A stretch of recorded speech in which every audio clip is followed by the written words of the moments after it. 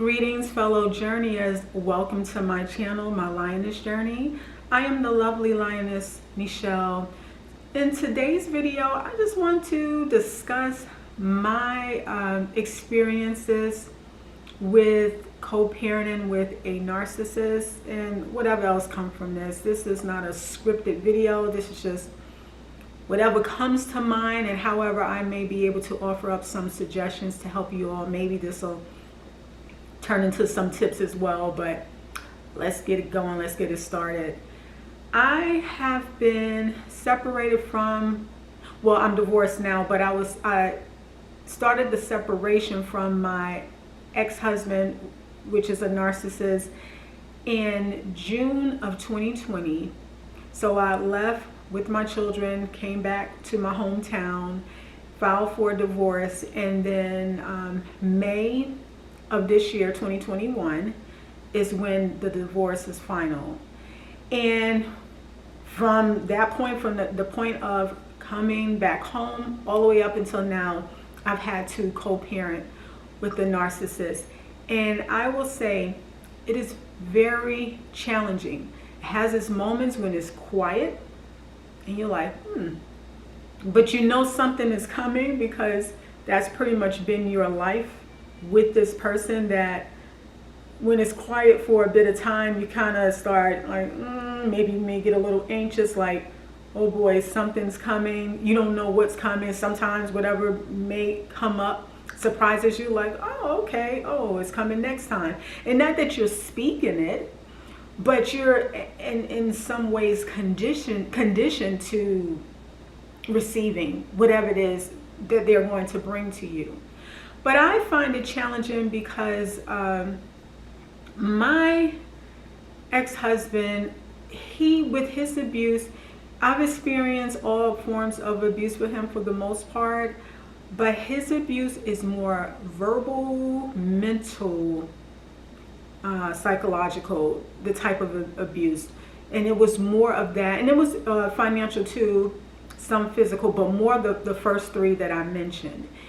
And when the girls go to see him, and my children, I do have them receiving therapy, because I got them in therapy when the divorce was happening, because, you know, from my understanding, that's a good thing to do, to make sure that they are in therapy. And so they go there. He's the type of person, he doesn't care, and maybe I feel like many other narcissists are this way, and I'm sharing this with you because if you're about to go through this, then expect this. He doesn't care who he has to sacrifice in order to be able to hurt someone. And in this someone, this is me, the ex. I'm the one that discarded, and so because I discarded him, I caused a narcissistic injury. And if you don't understand what any of these terms mean, you could look it up, because I'm not clinical to try to be able to explain all of that. But I basically hurt his feelings. I caused a narcissistic injury, and they don't handle that well. And so whenever he does spend time with them, it's a couple of things he'll do. He's either Disney dad. So I'm a little more strict when it comes to like how much candy or junk they could eat, how late they could stay up. As much as I didn't want them to have phones, they have phones, but it's like you can't go to sleep with your phone. You need to be off the phone at a certain time, and the phones come in the room with me type of situation. Where with him, and they spend time with him, they can eat all the candy. He's Disney dad. They can eat all the candy. They can sleep with the phones. They drink all the soda. You know, anything that, even if he knows it's the right thing to do, it's almost like he created this type of competition. So it's like, by the time they leave him and got to stay up all night and eat all the candy, drink all the soda, and do all these different things, they're like, oh wow, we got to go back to some type of structure. Which to some degree, of course, kids do deep down inside appreciate structure. But when you go to one extreme to where, okay, candy is rationed, or you can get a snack after you've ate dinner or breakfast or lunch or whatever it is, then you can have a snack and not snack first or snack for the meal. then that could do something to a child, and when they come back, they're like, oh man, I don't want to have to come back to more something that's a little more firm, a little more strict. But the one main thing that he does that is really tough, that I feel like is common with them, is he will discuss me. He would either talk about me to them, or he would talk about me to people on the phone or other family members to where they could hear. And with them hearing, then he knows that they're going to come back and repeat these things to me. This is a tactic that they use because I personally feel like they want a reaction. They want you to call them and be like, how dare you say this and that, because they want that negative supply. They want the reaction out of you. They want to know that they hurt you, offended you. And unfortunately, you know, when you co-parent with these people, these narcissists, for those of you that do not have children and you're just watching this for the sake of watching this video, if you're in a situation, or if you know someone that's in a situation, they do not have children, no contact at all is the way. If they don't have a business together, anything like that, that is ideal, no contact. But for those of us with children, that's not available. That's not even an option for us to go 100% no contact. And so it could be challenging, and it's very challenging because once you make the decision to leave, besides your children, number one, you're a priority yourself, and you have to do what you have to do to protect yourself, to heal, to protect your mind, to grow. A lot has happened, especially if you've been with these type of people for a number of years, and in my situation, over a decade.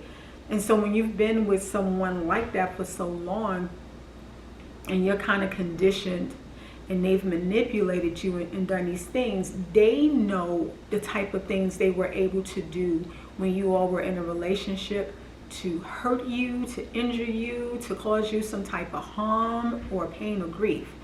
So that doesn't stop with them. And if they have to use the children, they don't care if they will affect those children's mental health. They don't care if what they're saying and doing is going to affect their relationship with the child or yours. They will use them as a weapon just to hurt you. An interesting thing with him is, one moment I'll get a text, out the blue text, and it'll say something like, I've been looking at their pictures all day. He'll send me a picture of like a picture of them when they were really small with a crying emoji. I've been looking at these pictures all day, and I want to let you know that I couldn't have asked for a better mother for my children. You are an amazing mother. I'm like, okay, I already know how this goes. And then let's give it a week later. You are too strict. You need to change your ways. And I swear to God, I'll get a lawyer and take my kids. But you were just a good mother. And that kind of, I don't even know how to describe this, but like what it does to you mentally, it's like, and that's your life with them when you're with them, right? But they don't stop. It's like, so I'm a good mother or I'm a terrible mother? Like, which one is it? But they're trying to get in your head because you have to know who you are. I know I'm a great mom. Am I a perfect mother? No, but I don't neglect my children or abuse them, you know. And so that's what I'm saying, like, co-parenting with them is difficult because they can know, you can have a valid point. You could try to include them in something, and include them and have a conversation with them about the children. One moment they're on board, the next moment don't tell them anything. Don't tell them how to parent. They're not doing this. When the children are with me, I'm going to do what I want to do in my house. When they're with you, you do whatever you want to do in your house. But then they'll turn around and tell you what to do in your own house. Now, not all situations are the same. I'm speaking, of course, naturally from my perspectives, but what I'm saying is it is challenging. I will give some tips on based off reading, watching videos myself out here from clinical professionals, and just things that I am trying or doing. I'll give you all some tips if you find yourself in a situation where either one, you're about to start co-parenting, or you have and it's only been like a couple of months, because at this point it has been a year for me post-separation / divorce. Whenever you get a message, whether it's a positive so-called like similar to a love bombing, oh, you were a good wife, you were a good mother, or whatever, or you get a negative one, you're terrible, one time I've been with bad luck to me and all that, you get it. Treat the messages the same. Either don't reply to them at all or be very short. Thank you. Thank you for the message. Try to avoid, if possible, having any long-winded explaining type of conversations with these people. I wouldn't go over a sentence. As a matter of fact, that was some advice that was given to me from my therapist, like, don't go over a sentence. Now, of course, there are some times where you may have to have a lengthier of a response. If it's easier for you to communicate with your ex-narcissist partner concerning the children through text versus having to hear their voice or speak to them on the phone, if that's easier to text it, then text it. And if it has to be lengthy, you know, something like such and so has ballet, or I don't know, Pop Warner football practice, you're going to need to pick them up from here, they're going to be with this parent, like, if you know, like that, where you have to give details. But if it's not about the children or anything related to the children, or something that you don't have to tie up or something, then keep it minimal or don't respond at all, because it is a trick. It's a setup. When they do, if and when they do send you something that's negative to try to attack your character. I had one recently where he sent me something trying to compare me to his new girlfriend. It's like, oh, now he just said I was a good mother, but then he's like, oh, she's a better mother, and she did this and that, and she wasn't even my wife, and she's a better mother. Now, I did have a lengthier response, but I made sure to not show emotions like, oh, how dare you, whatever. I simply said, I see what it is that you're trying to do with comparing me to this woman, and I refuse to fall for that. You're not going to put me against this woman. You know, you got some sick triangulation thing you're trying to make happen. I'm not participating in that. She hasn't done anything to me. I haven't done anything to her. I refuse to allow you to put me against a woman that's innocent, that's actually your new victim now. So even if you fall and you find yourself going a little lengthier, just be like, okay, you know, just be like, next time we'll just shorten it. Just learn to shorten them to the point where you can get to hardly any words if possible. Another thing my therapist told me was if I write it out, she said, write it out and don't hit send. Look at the message and look to see how I can shorten the message. And that is very helpful to see if you can do that. Also, if you have to communicate with them. Another thing she said that I haven't tried yet, she said if like, say you have one that's always sending you nasty messages or threatening messages about the children, they're going to take the children, or you this or that. She said, someone you trust, let them read it and then ask them, I want you to read this message from the ex, and I want you to tell me if it's safe for me to read this message. And then let that person tell you, yeah, it's okay, or no, you don't want to read this one. And then tell that person to delete the message. And I thought that was a fantastic idea. I haven't had an opportunity to try that yet. Thankfully, the scathing text messages have kind of diminished some because he has a new supply now. And a lot of his attention is there. So I'm like, whew, thank you. But those are some tips. The other thing is just continue to know who you are, because that's what I have to tell myself. Like, I know who I am. I had every right to love myself enough to find the strength to get myself and get my children out of that situation. I don't owe him any explanations. I don't owe him anything. I am not his anything anymore. And I have retired from being his therapist, punching bag, and all of these other things. I would never be any of these things ever again. And so I get to decide who I am and what I answer to and what I will be called by. And because of that, he's sending all of these messages. This is a reflection of how he feels about himself and what went wrong in his life. So if he's miserable, then he simply wants me to be miserable too, because I escaped, and how dare I leave him and not be what he wanted me to be. And so your situation may be the same. I had to quickly step away, but I believe I was speaking about basically working on yourself. So the tip of working on yourself and on your own healing.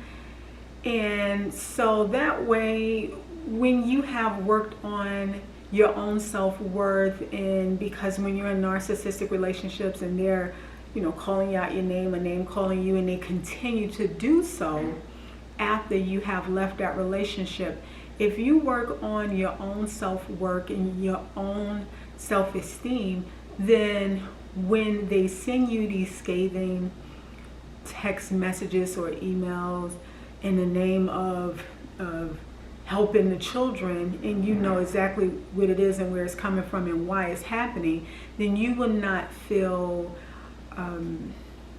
compelled in some type of way to respond. You'll be able to see that what it is that they're saying about you is inaccurate. It has always been inaccurate, and you won't feel the need to defend yourself and say, oh, I am a good parent, or I am this type of parent, or whatever it is that they're saying to you. You just simply understand that this is their opinion, and they have a right to how they feel, because it's their business how they feel about me. However, unless it's about our children or child, then I am not going to reply back to this message.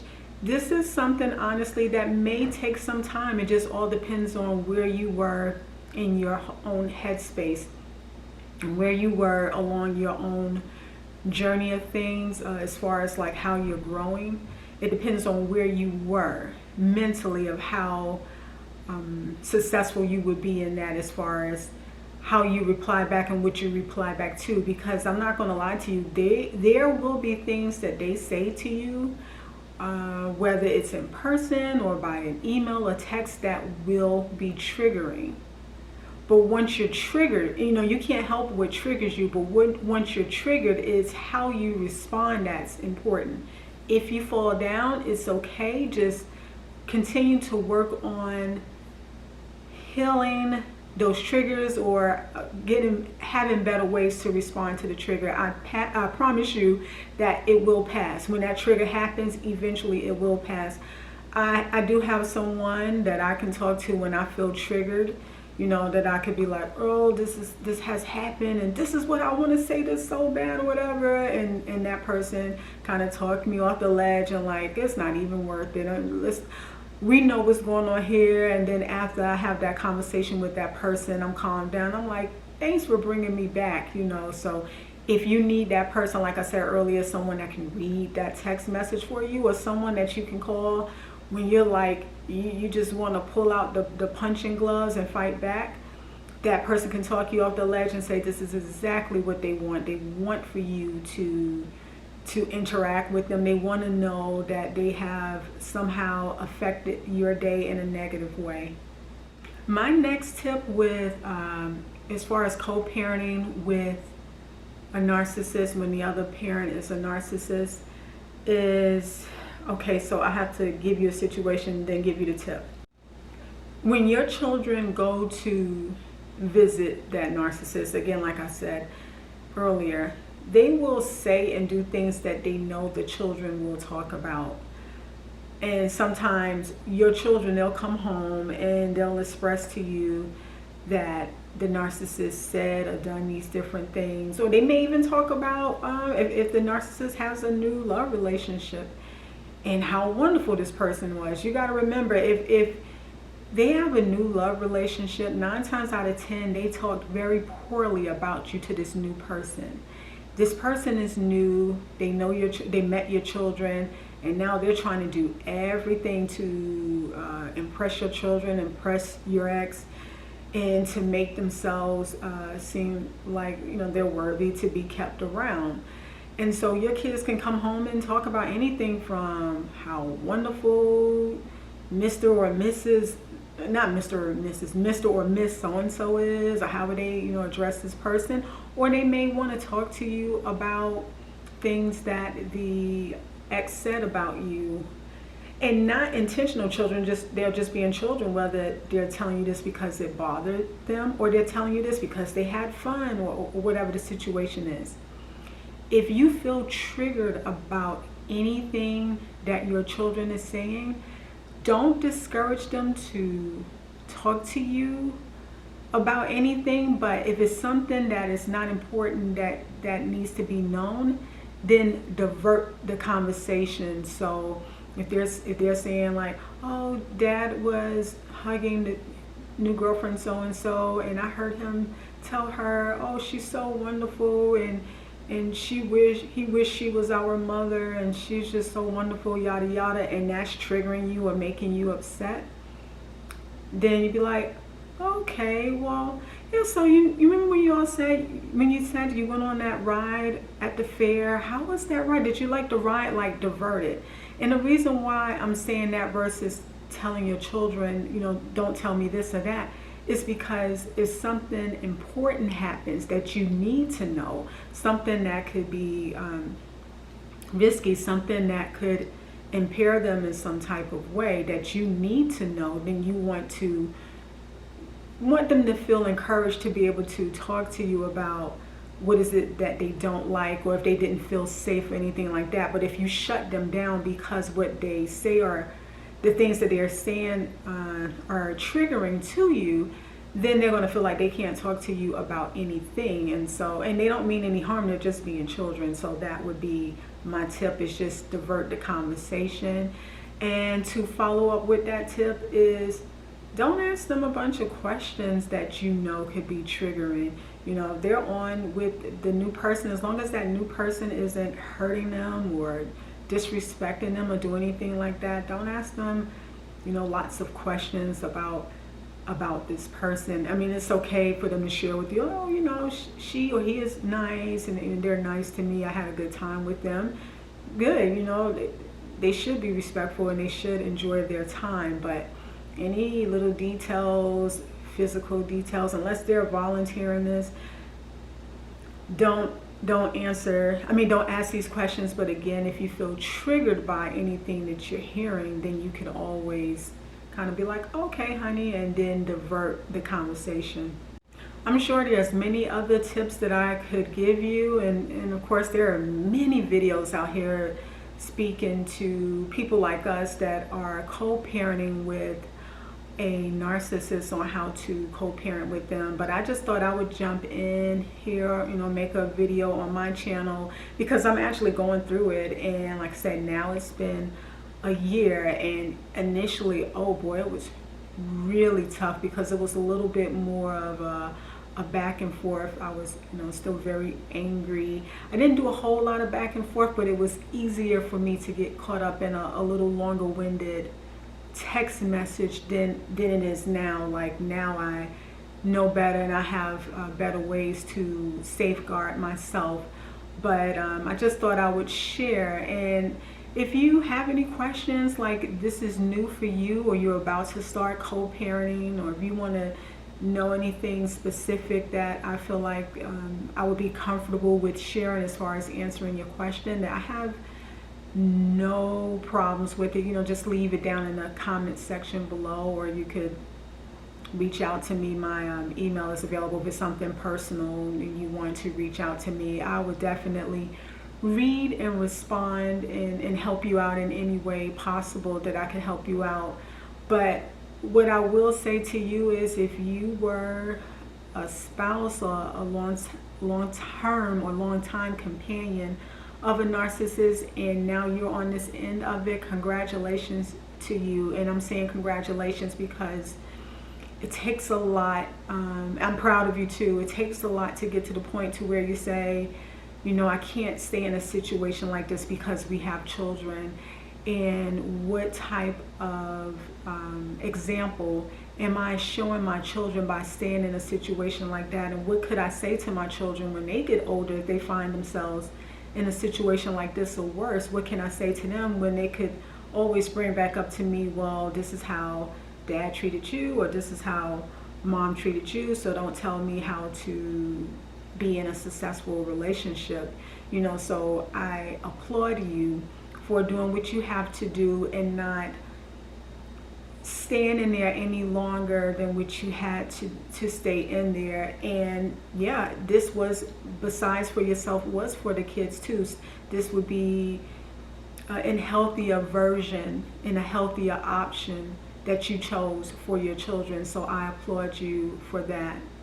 I thank you all so much for stopping by, and I have many other videos similar to this on my channel. I also have a book that I wrote called How to Leave a Narcissistic Abusive Relationship with Little Money. My personal experiences and stories, like it's my personal stories and suggestions. The link to my book is also in the description box below, and it's also in my about page here on my channel. And so if you know anyone that would benefit from the book, or if you're able to benefit from the book, then go on my Amazon. The paperback is less than $20. The Kindle version is less than $10. And if you feel moved to, after watching this video, to subscribe to my channel, please do so. I would love to have you as a fellow journeyer as we grow through this situation, these things, whatever it is that we share in common or not, that we could grow through it together. Thank you so much for stopping by. I will chat with you all in a new video. Bye bye for now.